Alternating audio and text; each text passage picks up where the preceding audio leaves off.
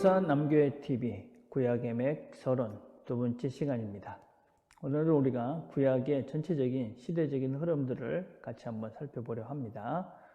우리가 그 흐름들을 살펴보기 전에 오늘은 먼저 지난주 했던 것 조금 보충하고 또 지난주에 생략했던 부분들을 같이 나누고 전체 흐름들을 살펴보도록 그렇게 하겠습니다.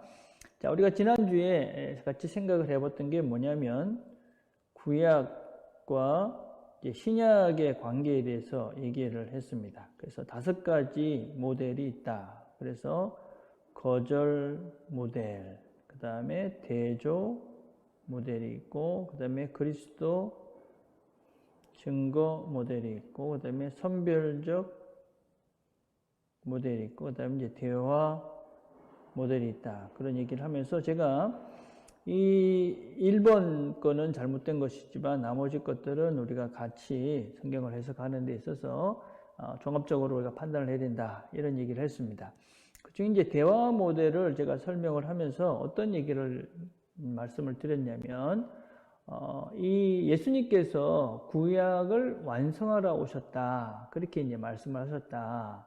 그래서 우리가 구약과 신약은 각각의 역할들이 있는 것이다. 그런 말씀을 드렸습니다. 근데 이걸 조금 우리가 오해를 하면, 그러면은 구약은 불완전한 것이고, 신약은 완전한 것이니까 여전히 구약은 좀 모자라고, 그 다음에 이제 신약은 이제 우월한 그런 책이 아닌가. 이렇게 이제 우리가 오해를 할 수 있을 것 같습니다. 그러나 그런 관계라는 것이 아닙니다. 이게 어떻게 설명을 할 수 있겠냐면, 우리가 집을 짓는데 1층부터 10층까지를 짓습니다. 그러면 1층부터 10층까지를 짓는데, 우리가 이제 10층이 다 지어져야 완성이 되는 것이죠. 그렇다고 해서 1층부터 9층까지는 무의미한 것이 아닙니다. 여전히 1층부터 9층까지도 중요한 것이죠. 그러니까 집을 짓는다고 생각을 하면 조금 이해가 쉽지 않겠나 싶습니다. 우리가 이제 기초를 놓고, 이제 기둥을 쌓고, 그리고 이제 지붕을 얹어야 완성이 됩니다. 그러면 이 기초와 이 지붕이 올라가기 전에 이 양쪽의 벽들도 다 있어야 이 지붕이 올라가서 완성이 되는 것이지 않습니까? 구약과 신약의 관계가 그런 것이다 하는 것입니다. 우리가 이제 구약을 이제 그냥 이거는 신약을 없이 그냥 구약 자체가 온전하지 않듯이 만약에 신약만 있다고 해서 또 온전하냐? 그렇지도 않다 하는 것입니다. 그래서 우리는 이 신구약에 있는 모든 것들을 우리가 배워야지만이 온전한 그런 하나님에 대한 이해를 할 수 있다. 하나님이라는 분이 우리에게 보여주신 그런 모습들이 구약에 아주 많이 이렇게 펼쳐져 있는 것이죠. 또 신약에 또 예수님을 통해서 보여준 것이 있는 것이죠. 그래서 이런 신구약의 이런 모든 면들을 함께 종합적으로 우리가 생각을 해야 온전한 하나님의 그런 모습을 우리가 발견해 갈 수 있는 것이기 때문에 우리는 구약도 신약하고 똑같이 소중하게 중요하게 여기고 우리가 공부를 계속 해가야 되는 그런 이유가 됩니다. 자, 우리가 그리고 지난주에 우리가 어떤 얘기를 생략했냐면 여러분 가지고 있는 교재 1페이지 보면 언어와 사상이 있습니다. 언어와 사상. 이 부분을 지난주에 이제 다음 주 하겠습니다. 그랬습니다. 그죠? 그래서 구약의 언어는 히브리어입니다. 그죠? 그 다음에 신약의 언어는 이제 헬라어죠. 자, 그런데 이 히브리어와 헬라어라는 언어로 두 책이 이렇게 쓰여져 있는데 이 세상의 어떤 우리가 지금 살고 있는 이 땅의 사상 체계를 사실은 두 부분으로 나눕니다. 히브리적 사고와 헬라적 사고를 이렇게 두 부분으로 나눠서 지금 우리가 살고 있는 이 세상의 모든 대부분의 사고 체계가 형성되었다고 그렇게 이야기를 하죠. 이 두 개의 사고 체계는 상당히 대조적인 면을 기본적으로 가지고 있습니다. 근본적으로는 히브리적 사고는 신중심의 그런 사고입니다. 그리고 헬라적인 그런 사고는 사람 중심이죠. 사람 중심. 그래서 근본적인 어떤 생각의 시작이 다르죠. 그래서 히브리적 사고를 우리가 하는 사람들은 하나님의 뜻이 무엇인가 이렇게 시작이 되고 헬라적 사고를 하는 사람은 이성, 사람에게 주어진 이성이 무엇인가라는 것에서부터 모든 생각의 시작이 이제 되는 것이죠. 그래서 어떤 관점이 완전히 다른 두 가지 사상들이 이렇게 존재하고 있습니다, 지금. 그리고 지금 이 두 가지 사상들의 역사관도 대단히 다릅니다. 역사관은 종말론적인 그런 진전, 그러니까 직선적 역사관을 가지고 있는 게 히브리적인 사고고, 헬라적인 것은 윤회적 사고입니다. 그래서 우리 기독교는 종말을 향해 나가는 것이죠. 그래서 종말론적 사고를 갖고 있는 것이지만 헬라적인 이런 사고는 계속 도는 것입니다. 그래서 이제 봄, 여름, 가을, 겨울이 있듯이 인생의 모든 것들은 돈다. 이게 윤회적 사고가 이제 있는 것이죠.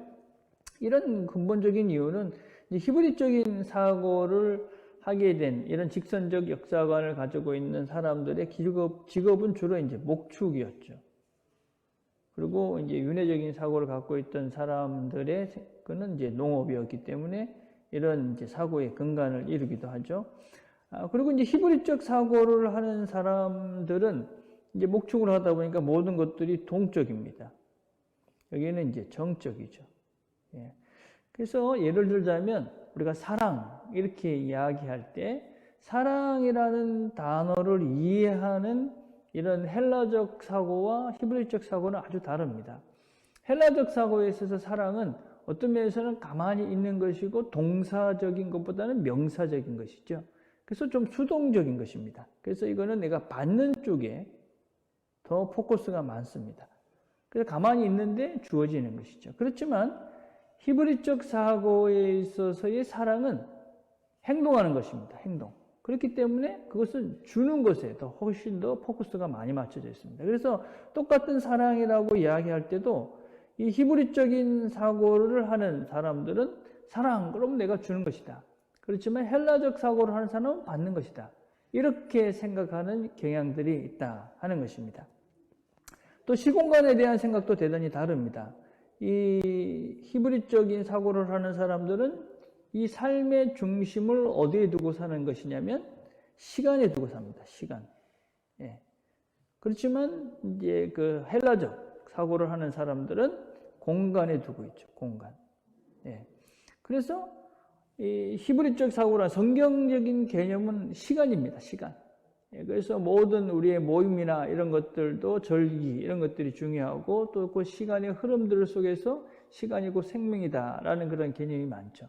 그렇지만 인간적 사고를 하는 어떤 면에서 인본적 그런 사고를 하는 이 인간의 이성은 시간보다는 우리가 살고 있는 시공간 속에서 제한된 이 공간 속에서의 생각으로 우리의 삶을 영위해가는 경향들이 대단히 많이 있다 이렇게 할 수 있습니다.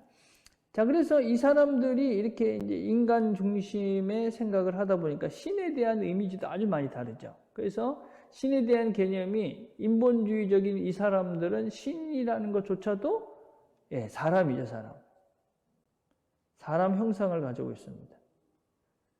그래서 우리가 그리스 로마 신화에 나오는 이런 신들은 다 사람 형상을 갖고 있죠. 그렇지만 히브리적 사고를 하는 사람들에 있어서 신은 형상이 없습니다. 그래서 성경은 어떤 형상도 가지고 있지 않다. 이렇게 이야기를 할 수 있는 것이죠. 그죠? 자, 그러다 보니까 이제 형상을 가지고 있는 이 사람들이기 때문에 외면이 중시되고 이 형상이 없기 때문에 어쩔 수 없이 이제 내면이 더 중시되는 그런 경향들이 있습니다. 자, 그리고 어떤 면에서는 이게 이제 외형을 중시하다 보니까 형식이 이제 중요하고 여기는 원리가 중요하고 이렇게 이제 이 두 사상은 이렇게 많은 차이가 있습니다. 여러분 이제 헬라적 사고를 하는 것은 뭐 틀렸다 그런 차원은 아닙니다. 헬라적 사고를 하는 것이 철저하게 인간 중심적인 생각입니다. 이런 생각들 자체가 무의미한 것은 아닙니다. 우리가 살고 있는 현실에 대한 그런 인식을 바르게 갖게 해주는 그런 역할을 하는 것이고 사람의 역할을 강조하는 그런 부분에 있어서는 의미가 있죠. 그렇지만 이 헬라적 사고를 하다 보면 어쩔 수 없이 우리가 이 세상 속에서 제한된 이 공간 속에서의 모든 것들이 끝이다 라는 생각으로 제한된 생각을 할 수밖에 없는 것이죠. 예, 물론 우리가 이제 히브리적 사고를 한다고 해서 모든 것이 옳은 것은 또 아닐 수 있습니다. 어떤 면에서 신존재라는 것을 이해할 때에 잘못 그 신존재를 바른 성경적인 그런 개념이 아니고 어떤 폭군적인, 그리고 어떤 면에서는 그런 무력적인 그런 신존재로 이 신을 이해하게 되면 그 모든 근간들이 다 무너지기 때문에, 그래서 우리가 이 성경을 제대로 배워가야지만이, 성경이 말하는 하나님을 바르게 찾아가야지만이 우리가 이런 그 폭력적인, 그리고 우리의 삶을 참 황폐하게 하고 나누게 하는 이런 삶이 아니라 우리가 평화를 이루는 온전한 그런 평안한 복된 삶을 살 수 있는 그런 근간을 만들어 갈 수 있는 것이죠. 그래서 여러분들이 우리가 이제 구약을 공부하다 보면 잘못하면 그 구약에 등장하는 하나님은 대단히 폭력적이고 폭군적인 그런 하나님으로 우리에게 보여지고 있는데, 이 성경을 잘못 이해했을 때 그런 것입니다. 그래서 우리가 성경을 우리 같이 이제 공부해 가면서 하나님이 어떤 분이신지, 우리가 이제 구약을 조금 깊이 공부하다 보면은 온전한 하나님께서 원하시는 그런 온전한 인간 중심적 사고라는 것이 무엇인지를, 인본주의라는 것이 근본적인 것이 무엇인지를 우리 같이 배워갈 수 있지 않을까, 그렇게 생각을 합니다. 자, 우리가 이제 여러분 가지고 있는 이 페이지를 한번 보시면서, 교재를 보시면서 우리가 같이 한번 생각을 해보겠습니다. 보통 우리가 이제 구약의 어떤 이런 시대들을 한 10단계 정도를 이렇게 나눕니다. 그래서 이제 우리가 각 시대마다 이렇게 타이틀을 붙이고, 이제 성경이 어떻게 이제 어떤 시대에 쓰여졌는지, 또 어떤 책이 이제 그 시대에 쓰여졌는지, 이런 것들을 우리가 이제 쭉 생각을 하시면, 우리가 이제 항상 성경을 이해하실 때는 전체 그림 속에서 이게 어느 부분이다, 이런 것들을 이해하시면 훨씬 성경을 읽어가시는데 이제 도움이 될 수 있고 이해가 쉽게 될 수 있는 부분들은 분명히 있습니다. 자, 그래서 여러분 이제 보시면 이제 시대가 있고 기간이 있고 주요 인물이 있고 성경 이렇게 되어 있습니다. 자, 우리 이제 제일 먼저는 이제 창조 시대입니다. 창조라는 것은 우리가 창조 시대는 언제부터 시작됐는지 모릅니다. 그죠? 이게 무한대에서부터 시작해서 우리가 이제 한 2000년 BC 이때까지가 이제 보통 우리가 이제 창조 시대. 2000년이 이제 아브라함이 등장하는 시기입니다. 창세기 12장이죠. 그죠? 이전까지는 우리가 잘 모릅니다. 그래서 우리가 이제 내일 다음 주에 우리가 같이 배우게 될 내용인데, 창세기 1장부터 이제 11장까지의 그런 기간을 우리가 얼마다 이렇게 할 수는 없습니다. 그걸 뭐 사람들이 우리 구약에 나타난 인물들을 중심으로 해서 뭐 6000년이다 이렇게 이야기하는 것은 참 어리석은, 어떤 면에서 잘못된 성경을 이해하는 방법이다, 그런 얘기는 우리 지난주에 드렸습니다. 그래서 창조 시대는 이제 언제 창조됐는지 아무도 모르죠. 그리고 이제 우리가 BC 이제 2000년 이전까지의 이야기들이다, 그렇게 얘기할 수 있고, 그리고 이제 중요한 인물들은 우리가 뭐 아담, 하와, 그 다음에 우리가 뭐 노아, 이런 분들이죠. 이제 그런 분들의 이야기들을 우리가 다루고 있고, 성경은 창세기 1장부터 11장까지입니다. 창세부터 바벨론의 이야기까지가 우리가 창조 시대다, 그렇게 이제 이야기를 합니다. 자, 두 번째는 이제 족장 시대다, 이렇게 이야기합니다. 여러분들이 거기에 공백 있죠? 그래서 공백에는 족장이다, 이렇게 쓰시면 됩니다. 족장 시대의 중요한 인물들은 아브라함, 또 누가 중요합니까? 이삭, 그 다음에 야곱, 요셉.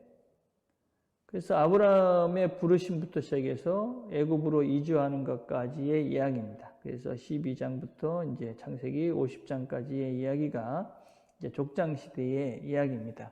이스라엘은 나라가 어떻게 나라로 성장해 가는가 하는 과정들을 이제 보여주고, 그 과정 속에서 하나님께서 어떻게 이 백성들을 다루고 가시는가 하는 이야기들을 보여주고 있는 것이 이제 족장 시대 이야기입니다. 그래서 보시다시피 약 300년간의 역사다, 그렇게 볼 수 있습니다. 자, 세 번째는 우리가 이제 출애굽 시대, 광야 시대죠. 그렇죠? 자, 우리가 이제 2번인 족장 시대의 마지막이 이제 요셉이지 않습니까? 요셉이 애굽으로 이주합니다. 그리고 애굽에서 출애굽까지의 기간이 약 400년 동안 애굽에서 이제 포로 생활을 하게 되는 것이죠. 그리고 하나님께서 이제 때가 돼서 이 모세를 보내셔서 모세를 통해서 이스라엘 백성을 출애굽에서 원래 약속의 땅인 가나안으로 인도해 가고 있는 그런 과정, 그것을 이제 기록하고 있는 것이 이제 출애굽 광야 시대다, 그렇게 이야기합니다. 그래서 이제 우리가 출애굽기부터 시작해서 출애굽기, 민수기, 신명기, 거기까지. 그 다음에 우리가 이제 제사 이야기를 다루고 있는 레위기. 이 세 책들은 이제 역사적인 기록들을 이어져 가고 있고, 레위기는 역사적 사실보다는 이제 어떻게 제사를 드려야 되는가 하는 제사 드리는 예배에 집중되어 있는 책이다, 그렇게 할 수가 있습니다. 우리가 잘 알다시피 이제 이건 이제 40년 광야 시대이죠, 그죠? 예. 우리가 이 시대에 등장하는 뭐 중요한 사람은 이제 모세, 아론, 뭐 여호수아, 갈렙, 뭐 이런 분들이 이제 등장을 하죠, 그죠? 자, 그다음에 네 번째가 이제 정복 시대, 그렇습니다. 주인공은 여호수아.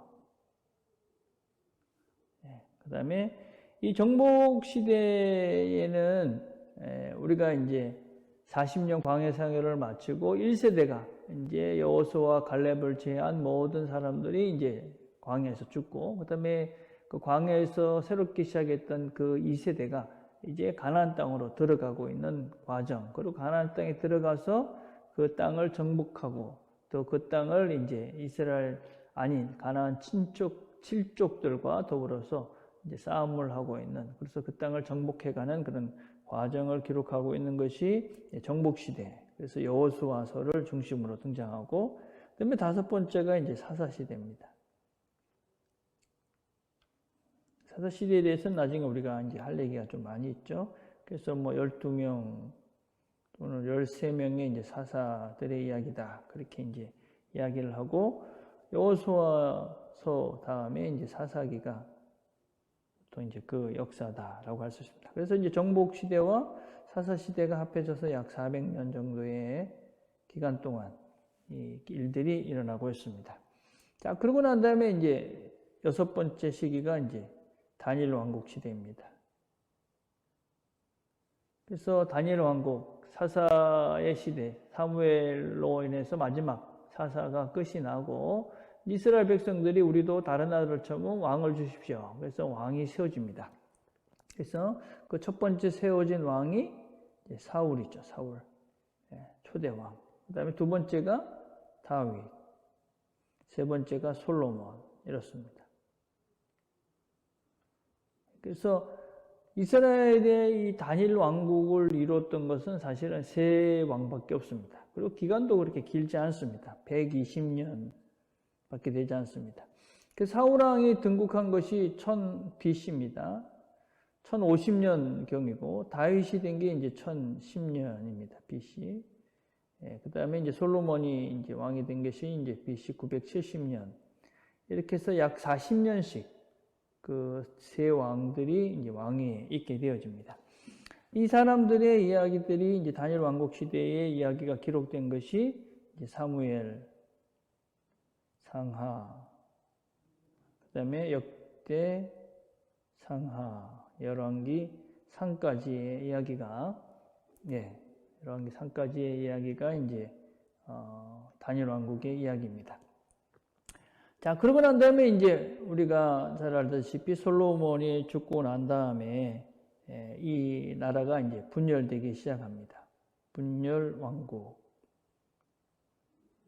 그래서 북이스라엘과 남유다로 이렇게 나눠지죠. 그래서 여로보암과 르호보암이 나눠져서 두 나라가 분리되어집니다. 자, 그러고 난 다음에 이제 이 두 나라가 분리되어지면서 이제 기록된 책들이 이제 열왕하, 그 다음에 역대하, 이렇게 이제 기록이 되어 있는데, 우리가 이제 그 이스라엘 역사의 메인은 유다입니다.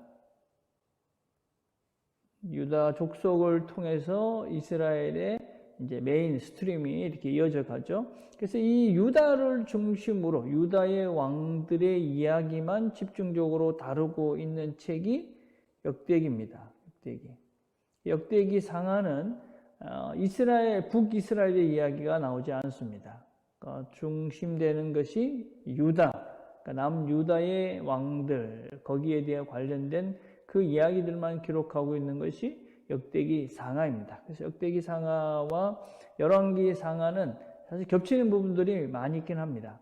열왕기 상하는 이제 북이스라엘과 남유다의 모든 이야기들을 다루고 있지만, 이 역대기는 유다만 다루고 있죠. 그러다 보니까 이제 겹치는 이야기가 많이 있습니다.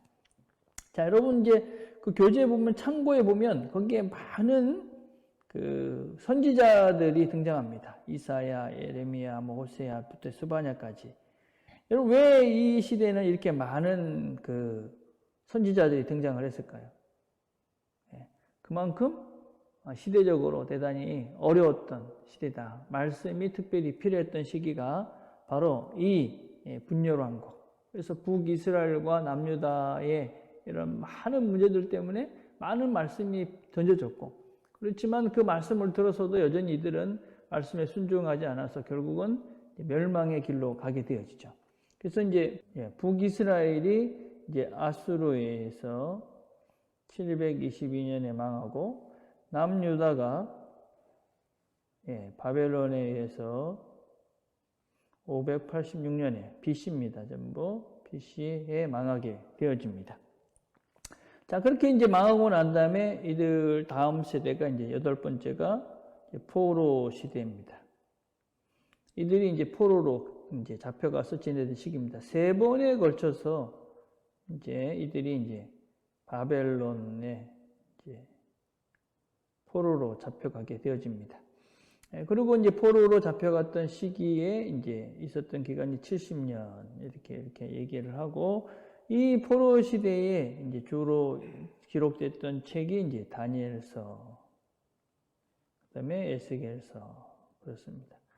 그러다 보니까 포로 시대에 잡혀가서 기록되었기 때문에 많은 이제 묵시라고 우리가 얘기하죠. 묵시가 기록되었습니다. 이건 왜 그러냐면 포로로 잡혀가서 그들이 읽어야 되는데 그 읽는 그 사람들, 그러니까 자기들이 지금 하나님께서 주신 말씀들을 이제 그냥 모든 사람이 알 수 있는 언어로 표현하기가 어려웠던 것이죠. 그래서 자기들만이 이해할 수 있는 언어로 그렇게 기록된 내용들이 이제 묵시죠. 묵시.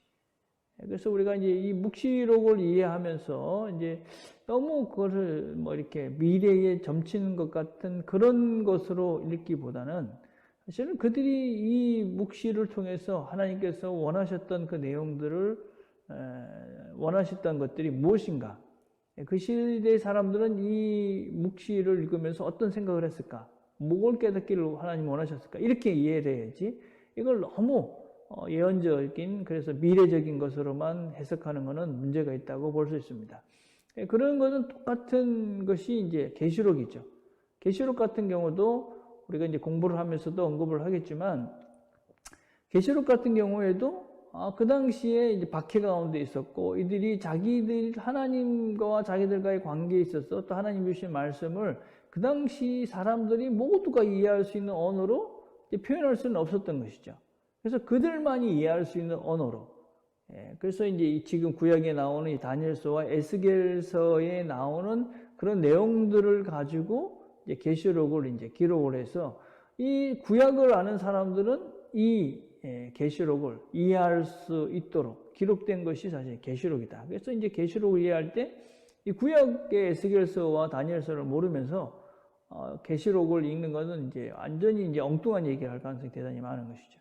그렇게 우리가 이제 성경을 이해하시는 이런 그 방법이, 옳은 방법이 무엇이냐면 그 시대에 왜 이런 묵시가, 이런 계시가 주어졌는가 하는 것들을 정확하게 인식을 해야, 바르게 알아야지만이 본문을 이해하는 것도 바르게 이해할 수 있다, 할 수 있습니다. 그래서 이제 포로 시대 70년 동안 주어졌던 그 시대의 책들이 이제 다니엘서와 에스겔서입니다. 자, 9번이 무엇이냐면 9번은 포로 귀환 시대입니다. 귀환 시대. 귀환 시대도 이제 세 번에 걸쳐서 이제 하죠. 그래서 1차는 이제 수룹바벨입니다. 지도자가. 2차는 이제 에스라. 3차는 이제 느헤미야. 그래서 이제 기록된 책들은 시대가 이제 에스라, 느헤미야. 그리고 어떤 면에서는 이 포로 귀환을 이제 할 수 있도록 이제 계기가 됐던 그런 책이 이제 에스더 이렇게 볼 수 있죠. 그래서 우리가 포로 귀환 시대의 책들이 이제 에스라, 에스더, 느헤미야 이렇게 볼 수 있고, 이때 기록된 책들이 이제 학개도 있고, 그죠? 그다음에 스가랴, 말라기 이런 선지자들이 함께 이제 활동을 하면서 이 서신, 이 이제 예언서들이 기록이 되기도 합니다. 자, 그러고 난 다음에 사실은 이제 성경은 여기서 이제 마무리를 하죠. 그래서 이제 10번째 신약이 시작하기 전까지를 우리가 이제 중간기 이렇게 이야기하죠. 성경 공부할 때 한번 신약 때 했죠. 그죠? 그래서 약 400년간 이제 이 기간이 있고, 그리고 이제 이 시대 때에 이제 기록된, 우리는 이제 이걸 정경이라고 하지 않는데, 이제 캐톨릭에서는 이때 기록된 이제 정경을 이제 마카비서다. 마카비 1, 2서. 이 시대에 이제 기록된 책이다. 이렇게 이야기를 하죠. 그래서 이제 세례 요한 전까지.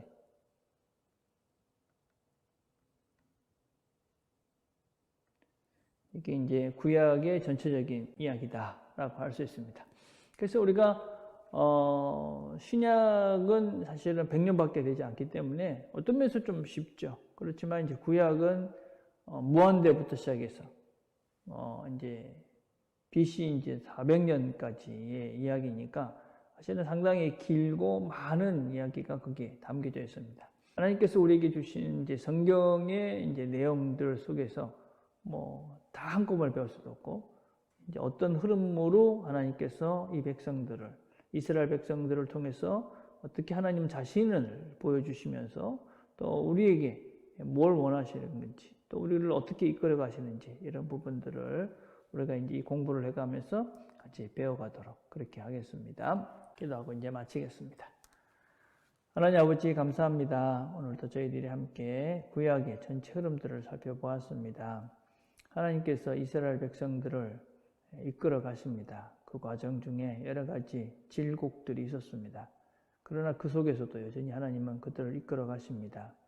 우리의 삶 속에서도 우리의 질곡이 있을지라도 여전히 이끌어 가시는 그 하나님의 손길을 기대하고 또 그 하나님의 손길을 믿고 우리에게 주어진 이 하루도 최선을 다해서 하나님의 기쁨으로 이 하루를 살아내는 우리 모두가 되도록 은혜를 베풀어 주옵소서. 예수님의 이름으로 기도드립니다.